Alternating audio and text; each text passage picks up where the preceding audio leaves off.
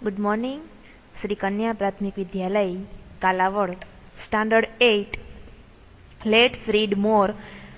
Last lecture एटले के yesterday आपणे यूनिट नंबर फर्स्ट एक यूनिट नंबर फर्स्ट शुं हतुं तो के डोंट बी स्टूपिड नो लेक्चर कम्प्लीट कर्यो जे फीस नी स्टोरी हती। आज आपणे यूनिट नंबर 2 पीटर ध ईटर। यूनिट નું નેમ એવું છે જેનો કોઈ મીનિંગ નથી થતો કે પીટર ધ ઈટર, પણ આ સ્ટોરી એવી છે કે એક છોકરો હોય છે નાનો એવો, એ એને ખૂબ પેટમાં દુખતું હોય છે ને ડોક્ટર પાસે જાય છે ને ડોક્ટરને પૂછે છે ને ડોક્ટર એને સામા પ્રશ્ન કરે છે કે તે ગઈકાલે સાંજે શું ખાધું હતું। તો મોટું નામનો છોકરો હોય છે, એ મોટું એને ઘણું બધું ખાધું હોય છે, એટલા માટે એને પેટમાં દુખતું હોય છે, એટલે ડોક્ટર એના પર ગુસ્સે થઈ જાય છે। એટલા માટે આ સ્ટોરીનું નામ, આ યુનિટનું નામ શું આપેલું છે તો કે પીટર ધ ઈટર। જોઈએ આપણે, once Motu goes to a doctor and complain that he has a stomach ache. Stomach ache એટલે કે પેઇન ઇન સ્ટમક, સ્ટમક એટલે પેટનો દુખાવો। તો શું થાય છે કે એક વખત મોટું ગોઝ ટુ ડોક્ટર કે મોટું ડોક્ટર પાસે જાય છે અને કમ્પ્લેન ધેટ તેને પેટમાં દુખતું હોવાની ફરિયાદ કરે છે। The doctor inquiries of him. Doctor તેને પૂછે છે। ઇન્ક્વાયરી કરવી એટલે પૂછપરછ કરવી, બધા ડોક્ટરને આદત હોય।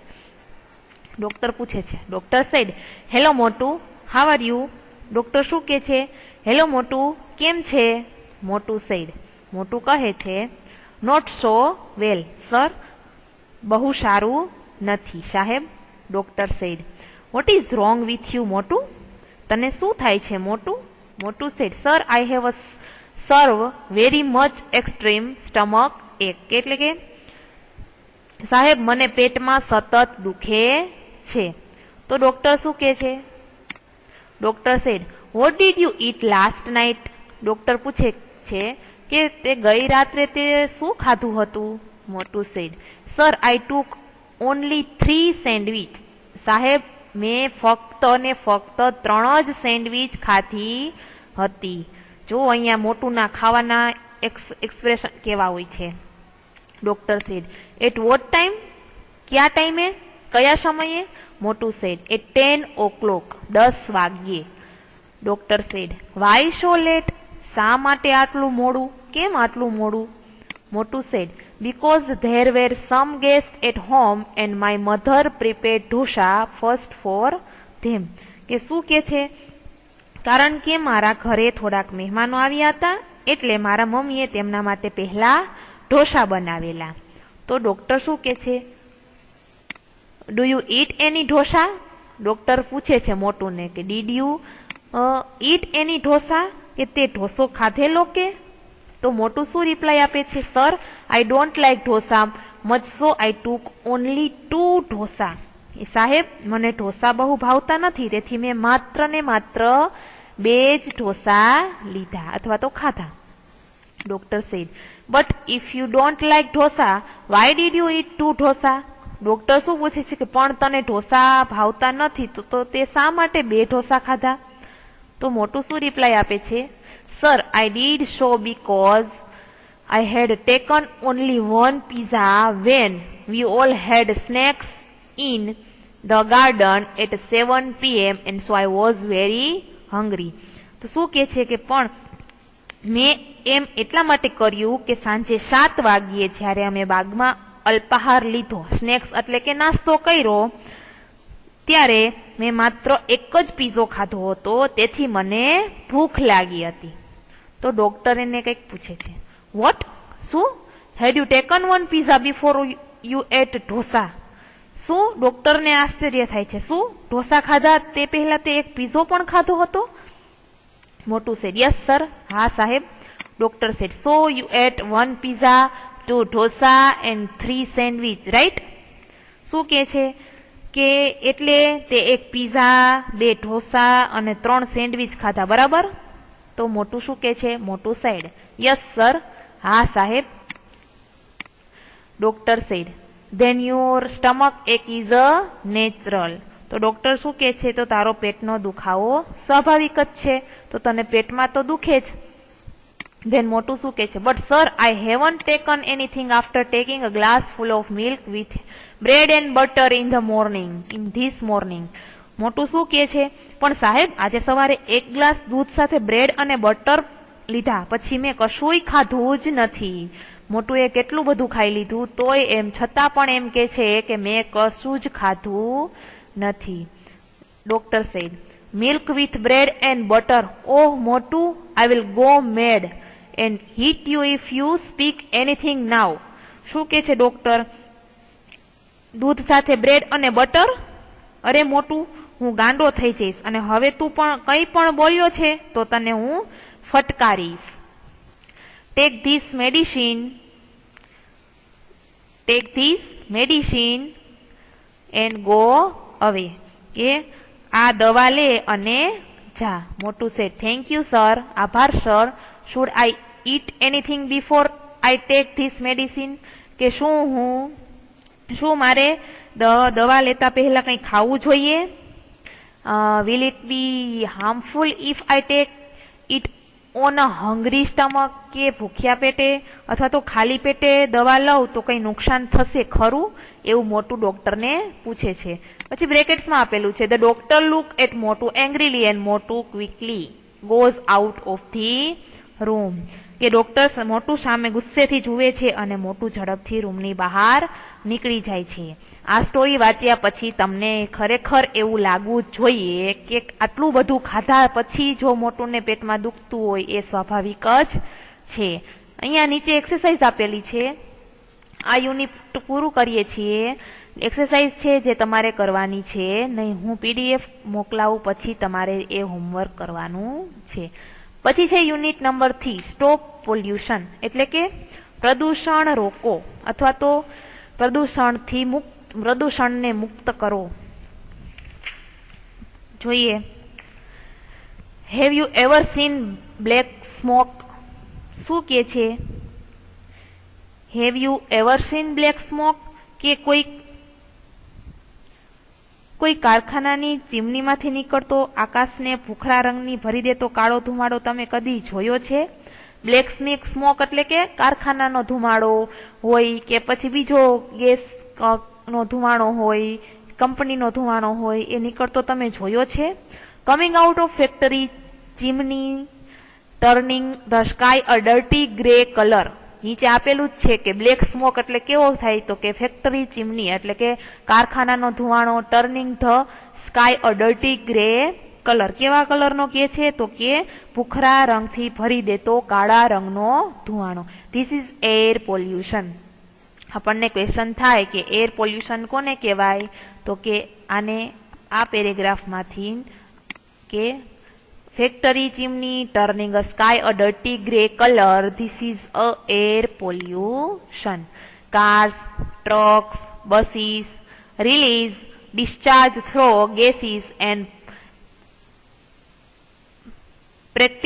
particles, very small bits that pollute the air too. શું કે છે કે આ હવાનું પ્રદૂષણ છે, પણ કેવું તો કે કાર્સ એટલે કે 4 વ્હીલ હોય, ટ્રક્સ અને બસો જે વાયુ અને રજકણોને છોડે છે તે પણ હવાને પ્રદૂષિત કરે છે. સ્મોક ફ્રોમ ફાયર એન્ડ ચૂલા અલ્સો પોલ્યુટેડ ધ એર, કે તાપણા અને ચૂલામાંથી નીકળતો ધુમાડો પણ હવાને પ્રદૂષિત કરે છે. આ ચૂલા શબ્દ છે એ ગુજરાતી વર્ડ લીધેલો છે. ચૂલામાંથી નીકળતો અને ફાયર એટલે કે તાપણામાંથી નીકળતો ધુમાડો પણ હવાને પોલ્યુટ કરે છે. પછી આ હવાનું પ્રદૂષણ થયું. હવે આવશે land pollution. Land pollution, water pollution and even noise pollution are also being problems. કે શું કે છે, જમીનનું પ્રદૂષણ, પાણીનું પ્રદૂષણ અને અવાજનું પ્રદૂષણ પણ મોટી સમસ્યાઓ છે. એટલે કે બિગ પ્રોબ્લેમ એટલે કે મોટી સમસ્યાઓ. Factories and ordinary people throughoutly without thinking dump rubbish and waste on land or in water. કે કારખાનાઓ અને સામાન્ય લોકો કચરો અને બગાડ વગર વિચારીએ જમીન પર કે પાણીમાં નાખે છે. Farm pesticide kill insect and create land pollution. ખેતીમાં વપરાતી જંતુનાશક દવા જંતુઓનો નાશ કરે છે, એ પણ એક જમીનનું પ્રદૂષણ છે. And noise pollution is created by loud machine and sound of horn. કે આ નોઇઝ પોલ્યુશન શેમાંથી થાય? તો કે મોટા મોટા મશીનના અવાજ આવતા હોય, એમાંથી અને ગાડી હોય એના હોર્નમાંથી આપણને નોઇઝ પોલ્યુશન થાય છે. Ocean life isn't safe from pollution. કે શું કે છે? Ocean life isn't safe from pollution. તો કે સમુદ્રી જીવન પણ પ્રદૂષણથી મુક્ત છે નહીં. ઇઝન્ટ એટલે કે નકારો છે નહીં. Sometimes people are hired to clean up polluted seashore after an oil spill. શું કહે છે કે તેલ ઢોળાયા પછી પ્રદૂષિત દરિયા કિનારાને સાફ કરવા કેટલીક વાર માણસો પણ રોકવામાં આવે છે. Sometimes ship carrying problems have accident and their oil spill into the ocean. Petroleum લઈ જતા વાહનોને કોઈ વાર અકસ્માત થતા તેમાંનું તેલ દરિયામાં ઢોળાઈ જાય છે. ડર્ટી એર એટલે કે ખરાબ હવા.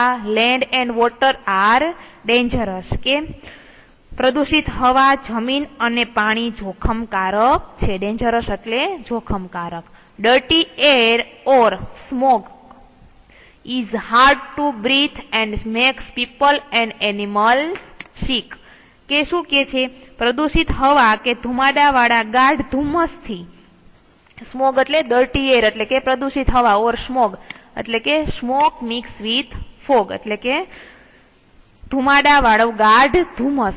હાર્ડ ટુ બ્રીથ એટલે કે શ્વાસને, મેક્સ પીપલ એન્ડ એનિમલ સિક એટલે કે શ્વાસ લેવામાં તકલીફ પડવી અને લોકો અને પ્રાણીઓને માંદા પાડે છે.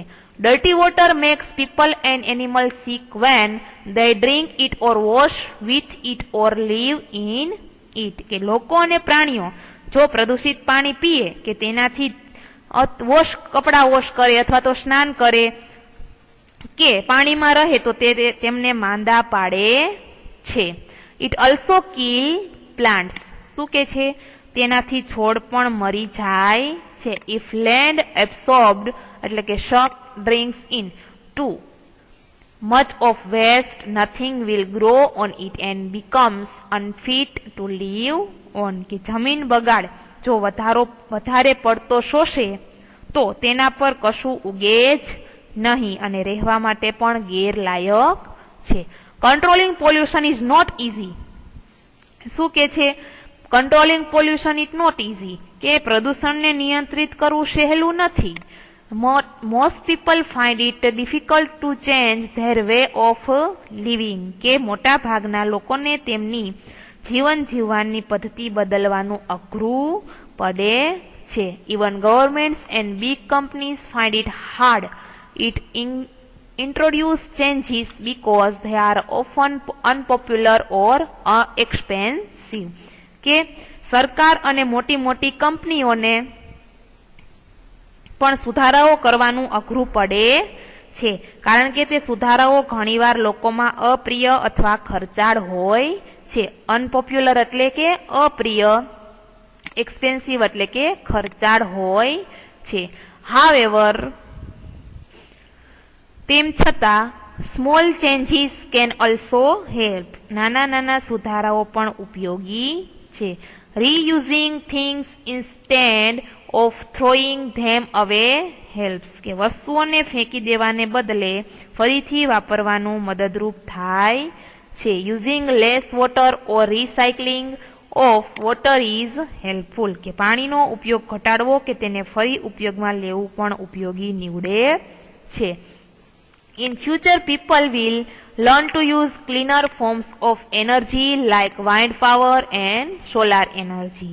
કે ભવિષ્યમાં લોકો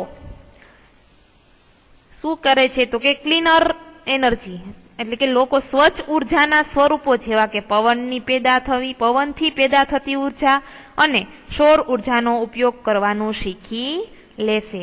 અહીંયા આપણું આ સ્ટોપ પોલ્યુશન પણ કમ્પ્લીટ કરીએ છીએ. યુનિટ 2 પણ કમ્પ્લીટ થાય છે. પીટર ધ ઈટર અને સ્ટોપ પોલ્યુશન 2 યુનિટ કમ્પ્લીટ થઈ ગયા. હવે આવે છે યુનિટ નંબર 3. આપણે નેક્સ્ટ લેક્ચરમાં જોશું. Thank you.